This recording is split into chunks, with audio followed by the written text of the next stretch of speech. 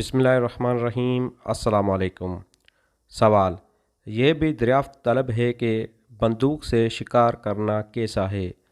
اس معاملے میں میرے سامنے پارہ دوم کی یہ آیت ہے کہ کتب فقہ میں یہ مسئلہ جو درج ہے کہ تکبیر پڑھ کر شکار پر کتا چھوڑا جائے یا بندوق چلائی جائے تو شکار اگر زخمی ہو کر بغیر ذبح کیے مر جائے تو بھی وہ حلال ہے۔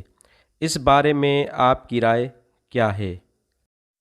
جواب: کسی جانور پر اگر شکاری کتے یا دوسرے شکاری جانور کو اللہ کا نام لے کر چھوڑا جائے اور وہ شکاری جانور کے حملے سے مر جائے تو اس کا کھانا عضو قرآن جائز ہے، اور اگر تیر اللہ کا نام لے کر چھوڑا جائے اور اس کی ضرب سے جانور مر جائے تو اس کا کھانا عضو حدیث جائز ہے۔